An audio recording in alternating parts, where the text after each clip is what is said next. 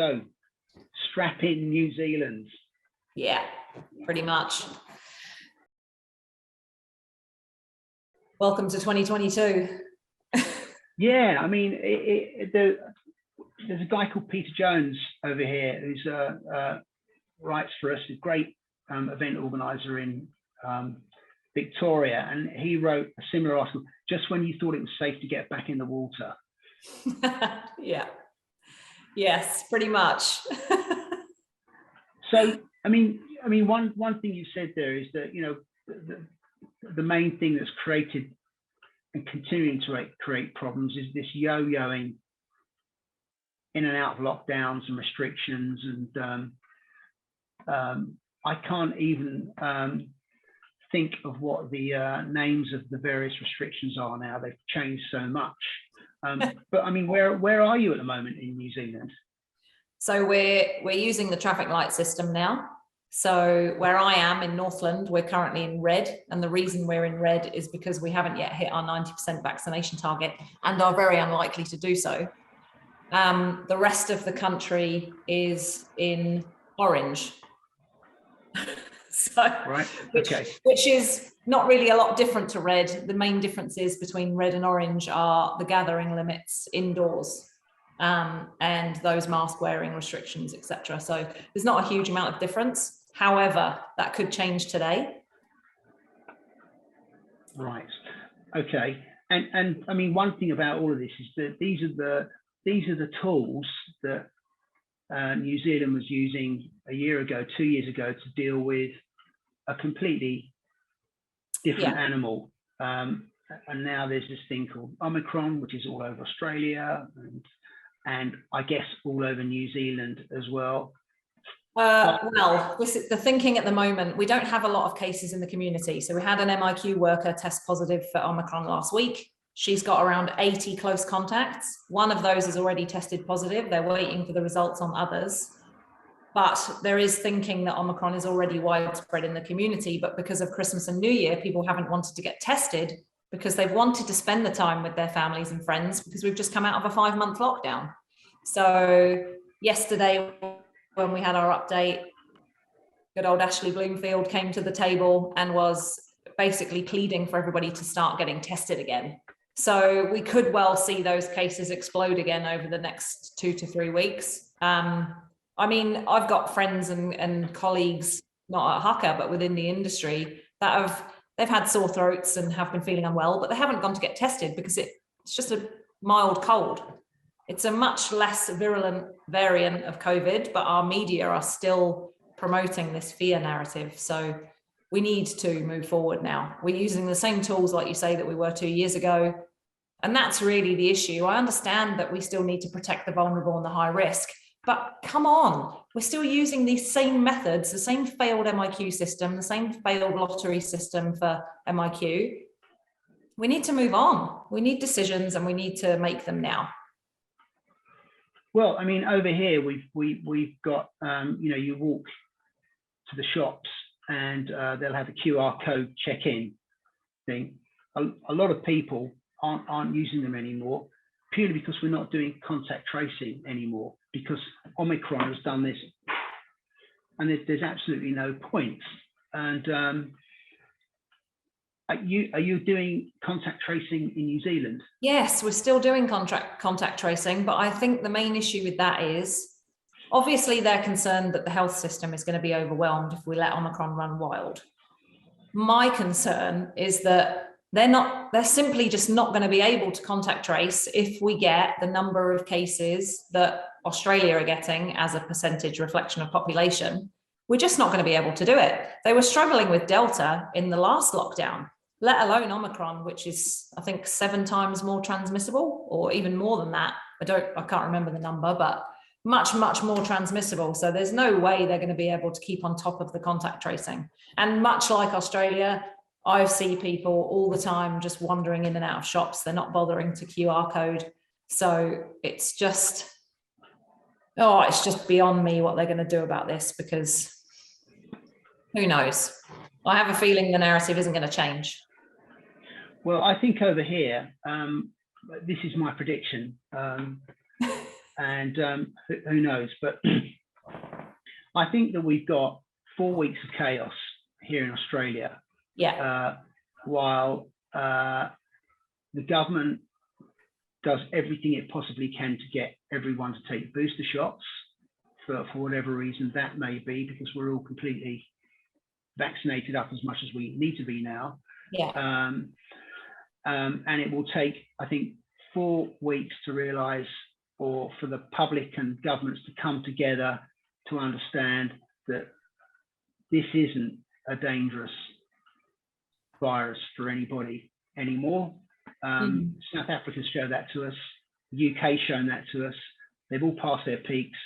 People aren't dying in excessive numbers in hospitals. Obviously, it's sad when that happens, but it's just not happening to the degree that people thought it would be. And I think we'll get 4 weeks down the line, and we'll be back to some kind of normality coming out the end of it. That's my best case scenario, but you know, who knows? Now I just wonder if anyone's got that feeling there at all in New Zealand. I think up until now, our government have acted with an abundance of caution, possibly overly so. They're always very risk averse. So I believe that we are going to be at least 6 months behind Australia with our reopening strategies. We've already pushed back Australians, people in Australia with Kiwi passports coming back to New Zealand from the middle of January to the end of February. So that's been pushed back. They've now cancelled the MIQ room release that was due to go out tomorrow. They're meeting at 4 o'clock this afternoon to discuss changes to the restrictions in the traffic light system, just to make it even less confusing for everybody. So I do think we're going to be a lot further behind you guys. It's going to take a lot, I think, for this government to change tack and start actually looking at how we live with this, which is incredibly frustrating. But what can we do? Well, I mean, that's to be seen, I guess. But you know, it's not just affecting you and your business. I mean, this is actually, I mean, you wrote down in your article, this has affected you. It's affected everybody personally, but you know, over the past few weeks, it's affected you, hasn't it? Directly. Yeah, absolutely. So I've lost someone to COVID now and someone to suicide. So both sides of the coin, really. And lockdowns have been absolutely playing a massive part in that. Also, obviously, all my family live overseas, so it currently affects every single facet of my life. When you are on a, you know, public servant salary and none of that has changed, how can you possibly be drastically affected by COVID? And that, I think, is one of the points that we're trying to get across. I mean, I don't know if you've seen, but there's a group on Facebook called Grounded Kiwis. Now, some people have branded those anti-vaxxers. They're not anti-vaxxers at all. These are Kiwis that are stuck in other countries, have tried to get back through the MIQ lobby system and can't. And equally, we've got as many people stuck here who are permanent residents or Kiwi passport holders that are unable to go and see their families overseas because they just don't know when they're going to be able to come back in. We're now the only country in the world stopping our own citizens from returning to their country. And quite frankly, it's just gone a bit mad. I think it's just absolutely bonkers. Can I ask you, Eve? I mean, it's terrible losing someone to COVID. Terrible for you, terrible for them, obviously, terrible for their families. I think suicide is the worst. Not the worst, but you know, hits home the most because it for you know, all of us, it just seems to be such a waste of a life, abandoning hope. It's terrible. Yeah. Can I ask you, how old was that person? Mid-30s. So mid-30s. Yeah. So they had their whole life ahead of them. I mean, they hadn't even begun to achieve what they might achieve. No, like very intelligent individual, great job, just with all the restrictions in place, also a very social and extroverted person. much like myself. So being stuck at home for months on end during that period was really damaging to his mental health. And I don't want to go on about that at all because too much, but I mean, is that someone you would have thought would have done that to themselves? No, never, not in a million years. No, but it's funny because I've also had a friend here that attempted suicide last year after losing their job with Air New Zealand. So that's twice in the space of a year. And that's never, ever been anything I've had to deal with before. And I know of a few others through friends as well. So it's pretty widespread, I think. Yeah, I've spoken to a few Kiwis now about what's going on over there, all coming at it from different points of view. But the one thing that you all agree with is that your government is doing this wrong. Yeah. All of you, I spoke with, interviewed Brian Westwood, as you know, last week. Yeah. He said, it's not as if we can't see some of these things happening. You know, Australia and New Zealand, we both have the benefit of a kind of virtual hindsight for what's happened in South Africa and America and the UK. And we can see that this latest variant, this Omicron transformer-like named variant, isn't as deadly as we thought it might be. In fact, it's looking like it could be our way out of this. Yeah. Lots of people being infected, lots more than before, but people just aren't dying. Yeah. I mean, they're dying, but I mean, nothing like the predictions and the modeling that was being suggested.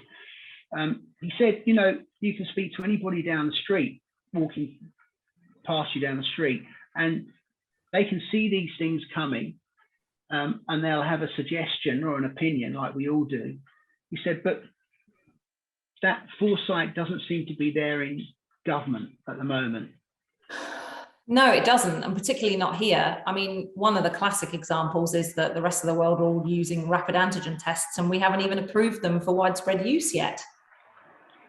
Well, rapid testing is the one thing I don't understand, because, I mean, I think ultimately, I think rapid tests have got a short shelf life in this process, because I think it's going to become so widespread, there won't be a need to do it eventually. And there'll come a point where we know to do it anyway, because we're over it and out the other side. However, they are, as someone described to me a while ago, the missing piece. And I think they are the perfect way to get us back to doing what we were doing before. They take 6 minutes. They're very effective. They're very accurate, and you can do them lots of times to the same person and lots of people over the course of the day. I don't understand why antigen tests weren't picked up a long time ago. No, I don't either. But at least the US and Europeans are, well, in Europe, they're carrying them around in their handbag and taking one before they go into a meeting. Here, we haven't even had them approved. If I need to get a COVID test, I need to get in my car and drive 40 minutes to the nearest testing center. It's just, I find it bonkers. And I know we've got a small population, so it's not such a massive issue.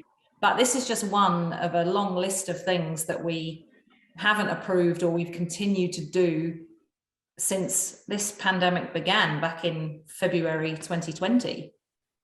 I mean, MIQ system hasn't changed. They've changed the lobby system once, but there's still thousands of people waiting to get into New Zealand that are stuck overseas. It's absolutely crazy. There's been suggestions made to use these bracelets that were created for people who experience domestic violence they do basically Bluetooth monitoring. So they know when you go outside of a certain jurisdiction or a certain area.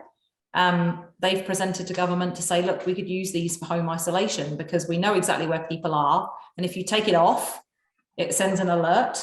And if they leave a specific boundary, it sends an alert, and you can set what that boundary is, i.e. to your home. Why they've refused this offer on all of these things is beyond me. Because surely one of our basic rights in our Human Rights Act is freedom of movement and the ability for citizens and permanent residents to leave and enter their country of citizenship without impediment. That isn't happening here, and we're the only country in the world not allowing our own citizens to return, and that for me is a massive issue. And that, I think it's causing the bulk of the division here as well, to be honest. If you're a Kiwi, your family are here, doesn't affect you, so you don't care. If you're an expat like myself, or a Kiwi with overseas family, or an overseas Kiwi, it affects you hugely. So why can't they just make changes to allow those people to come back? We don't need to open the floodgates, but at least allow them to come back in. Is there a recognition in New Zealand that, you know, if you become a hermit island, you know, not letting anybody in, not letting anybody out, is there an understanding that that's a terminal condition for any country? Amongst business people, yes. Like if you have a discussion with somebody on LinkedIn, for example, people very much understand the ramifications of us becoming a hermit kingdom. If you speak to everyday people, or you try and explain to people on Facebook, for example, not so much. People just don't understand. If it doesn't impact them as an individual, they don't understand what the ramifications are. And I think that's where we need to get some cut through and really explaining to people, if we continue like this, we're going to be in a massive heap of trouble, not from distribution, manufacturing, food production, staff, just so many different areas. Well, I mean, if any business is operating on, say, let's say a 10% margin, that's not bad at the moment, 10%. You know, what's the inflation rate in New Zealand? 4.9. 4.9. Okay, so it's going up. Okay, so even then, though, you're 10%. That's double the rate of the base rate, which is pretty good, and a lot more than what you get if you put your money in a bank. Yeah.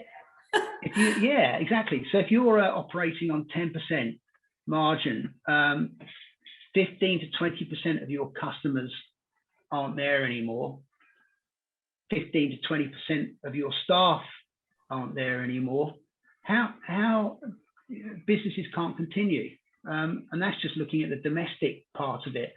Forget about the international borders. Okay, your government's been back since the 17th. Yeah, they've been back for a couple of days now. Yeah.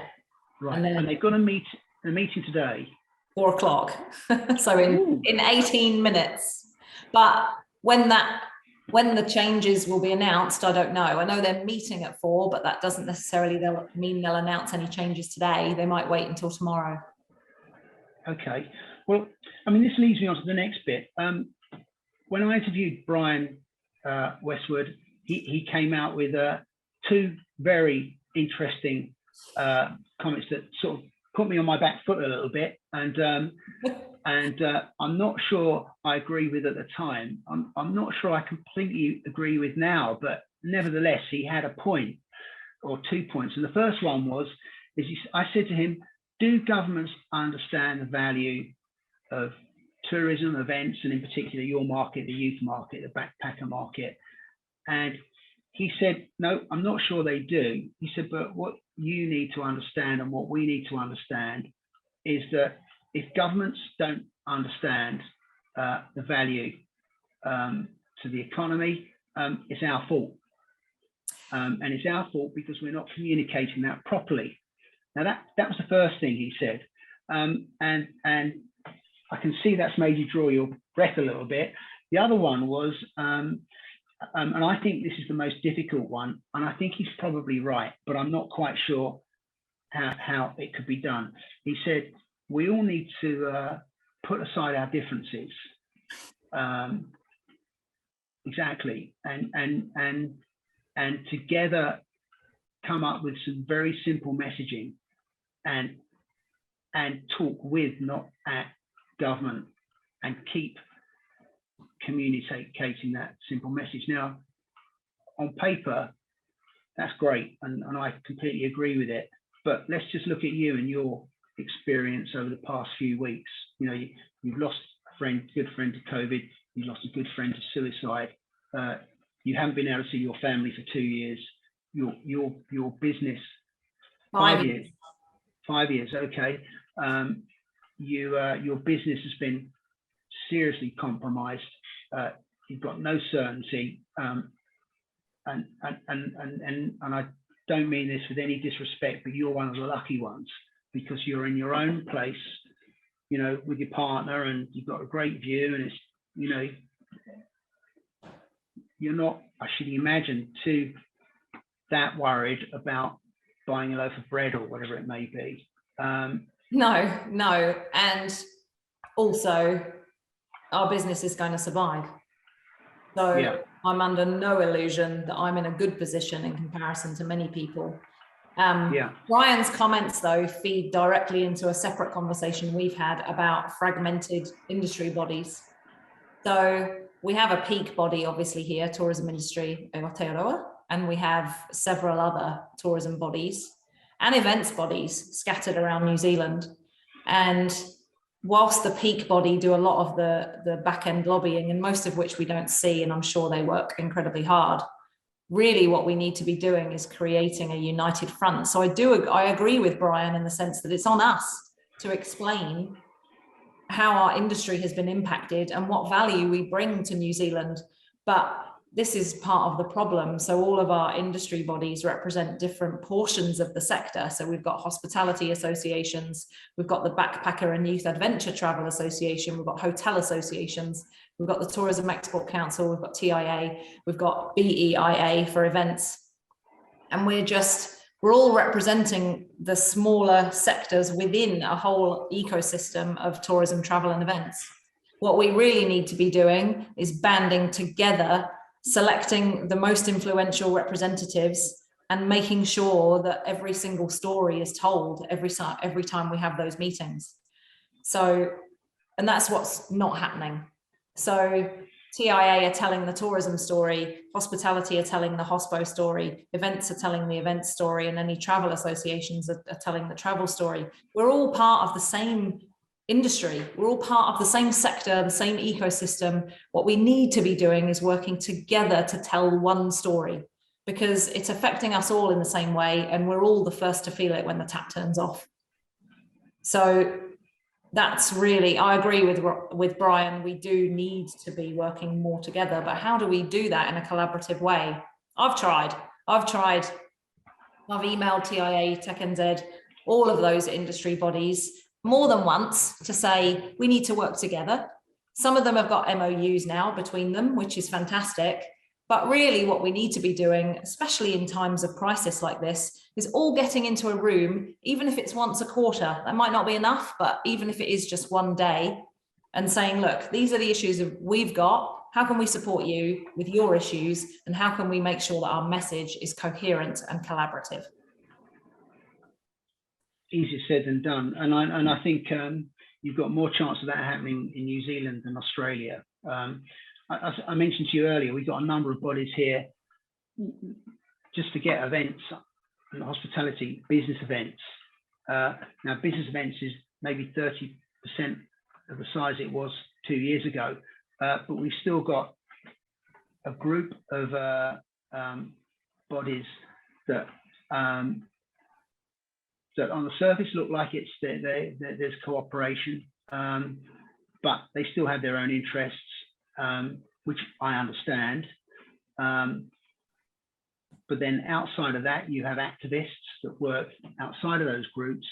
And it does seem to me that it shouldn't be that difficult to have one message across that disparate range of groups to provide to government. And the one thing I mentioned to you earlier, I think that they could all do because basically the problem that we've got is uncertainty and panic. Yeah. And at the moment, it's uncertainty and panic for something that's looking very much like it's the end of a pandemic and not dangerous. And I think, governments don't want panic. We don't want panic. And I think the one thing that all industry groups could do, whether they're activists, whether they're advocacy bodies, whether they've got a seat at the table or they're banging down the door, is all of them could just say to government, look, when you're providing your daily figures of how many people have been admitted to hospital, how many people have died, how many people are on ventilators, just provide clear data. Who's in hospital because they've been admitted to hospital exclusively for COVID? Yeah. Who has been admitted to hospital because they cut their ear and broke their arm falling off their scooter and subsequently got tested, and it turns out that they've also got COVID, which is a completely different animal. And it's the same for deaths, and it's the same for ICU. That's a very simple thing to ask for. Now, I saw 6 briefings from chief health officers and premiers and various leaders yesterday. Only one of them, and that's Tasmania, broke down those figures. Only one of them, and it made such a difference, and it stops people panicking. It gives people an understanding that this isn't forever, and it gives people some certainty. And I think that will be one thing that they could all do. Sadly, I can't see them getting together to do that. No, we've been following the same cases and death narrative that we've had since March 2020. It hasn't changed at all.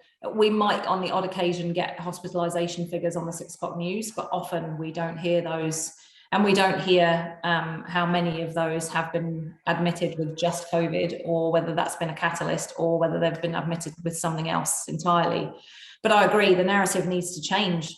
We need to know, also bearing in mind that cases have increased. And I looked at some data from, I think it was from the UK, where they actually did a comparison wave. This was on Dr. John Campbell's YouTube posts, where he gathers all the data from the government websites.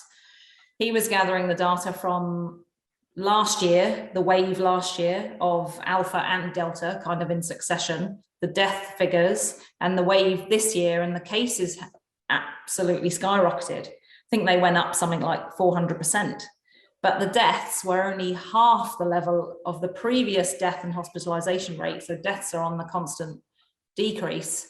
And that's what we need to be hearing as well. Deaths as a percentage of cases, because we're going to get more cases with Omicron, so potentially we're going to get more deaths. However, it might still be way less than we'd have had if we'd have had the same number of cases with Delta, for example, because as you say, it's a much less virulent strain. So yeah, they need to be telling us who's been admitted to hospital, how many are in ICU, are they there purely because of COVID, or do they have other comorbidities and other conditions that need to be taken care of? I can't see it happening. No. Brian Westwood, actually, you know, in his spare time, he's a paramedic. Paramedic, yeah, I do. God, paramedic.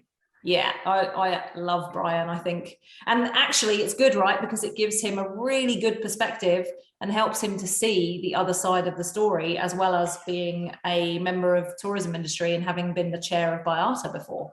So yes, he also sees those. And I mean, he actually said, you know, don't underestimate, and I took that on board. He said, look, don't underestimate, it's still a thing. You know, we're still getting people being admitted to hospital. He said, albeit not for serious reasons, but they're still being admitted to hospital because of COVID, and that's a fair point. I did actually respond to that with that one of the reasons that a lot of those hospitals can't cope, certainly in the UK at the moment, and I think it was over Christmas, it was a ridiculous percentage of staff were absent from hospital, not with COVID, but they were isolating because they'd been a close contact. And those rules were in place for when, you know, we had the original variants of COVID, not for Omicron. Now that's changed now. And he acknowledged that that's the thing as well. And I think the other thing is if you if we spent 2 years being petrified by government messaging, and someone says, "Oh, you've got COVID or you're coughing," I've got to go to hospital. I can see it on Facebook feeds and social media feeds. People here asking for rat tests. I've got a son who's coughing and this kind of thing. And I think they're getting a lot more hospital admissions than they need to. Because people are unnecessarily frightened and concerned about their own own welfare sort of thing. I agree. But that's the other thing here that hasn't changed. So as of the end of September 2021, we still had 3,000 doctors and nurses with job offers waiting for their visas to be processed with immigration. Why have we not made changes to immigration process to allow those 3,000 in to actually bolster our healthcare industry? Why are we still sitting on what we've got when we know that it isn't going to be enough? It's crazy. Yes, yeah, it is crazy. So you'll know more tomorrow, I guess, then, or later on today. Yeah, hopefully I'll let you know. So yeah, the cabinet meeting's at 4. So I suspect, well, we might get something in the 6 p.m. news, but I would imagine it will be tomorrow's pulpit of truth, as we like to call them. Okay, well, I'm sure you'll have something to say about it. So yeah, you can bet on it, Russell. Okay, all right. Well, I reckon we've got enough there. That's pretty good. So